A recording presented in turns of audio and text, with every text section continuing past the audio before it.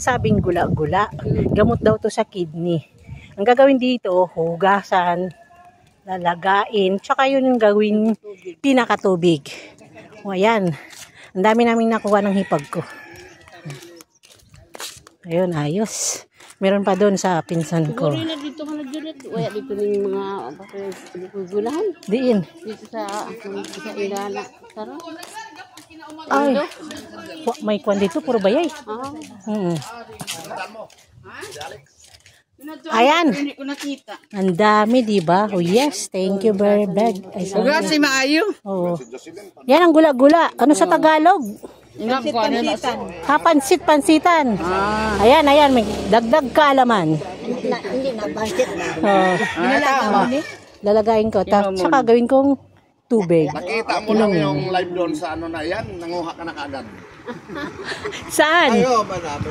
Ayan, ginainom ko. Ito yung place kung saan ako lumaki. Barangay Canhalon, Sibuyan, Romblon. At ang gawin natin ngayon is lalagain na natin para gawing tubig. Ano, ibunin ng ugat? Oo. Pati ugat isasama? Ayos. Okay, oo. Ayan. Kasi, masakit kasi yung pag-ihi ko. Ngayon, ito daw yung gamot. Ano nga ito? Pansit-pansitan sa Tagalog. Gula-gula naman sa Bisaya. Ayan si ante. Ayan, ayos. Okay, linisin na natin. Sa probinsya, ang ginagamit naming lutuan ay ganito, uling siya, no? Ayan. Ayan.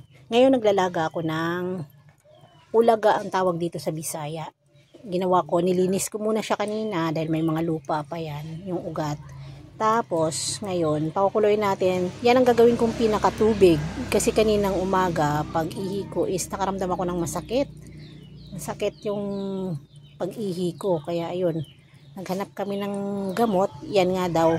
Isa yan sa mga gamot kapag nahirapan kang umihi. Nakaramdam ka ng sakit. Yan, pakukuluin lang natin yan. Tapos, mamaya, palalamigin. At yan ang gagawin kong pinakatubig. Kumulo na.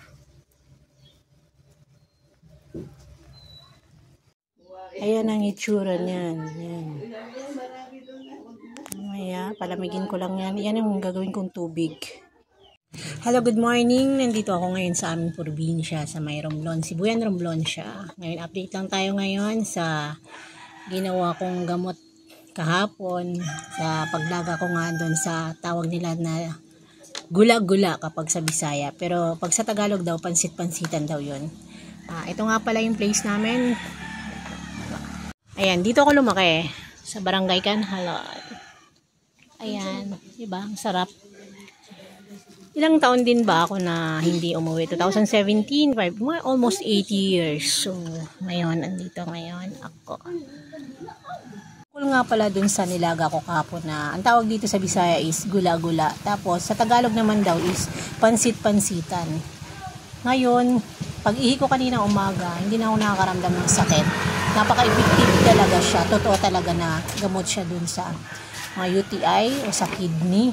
Kasi ang mga tao dito kapag nakakaramdam sila ng ganon, yun lang yung inaano nila. Meron pa silang ibang ginagamit din na gamot. Pero yun yung binigay sa akin. Kaya yun ang ginamit ko. Thanks God talaga. Napaka-effective talaga. Kaya kung meron kayo dyan sa inyo, o ano man ang tawag sa inyo ng gamot na yon, gula-gula sa Bisaya. Sa Tagalog naman daw is pansit-pansitan. Napakabisa po talaga. Kaysa umano tayo ng libre pa siya. Maghanap lang tayo dyan sa mga kasama yan ng mga damo-damo. Kaysa bumili tayo ng gamot, napakamahal ngayon, di ba? So, ngayon, ingatan natin yung kidney. Yung kidney natin. Kasi mahirap magkasakit sa panahon ngayon. Diba? Napakamahal ng gamot. Kaya sa check-up pa lang. So, yun. So, nagbigay lang tayo ng tips. Yung pwede nating lagain siya, gawin nating pinakatubig. Yung gula-gula sa Bisaya, sa Tagalog is pansit-pansitan. Kaya sana may napulutan tayong aral sa aking ginawang video. Kaya salamat. Bye-bye.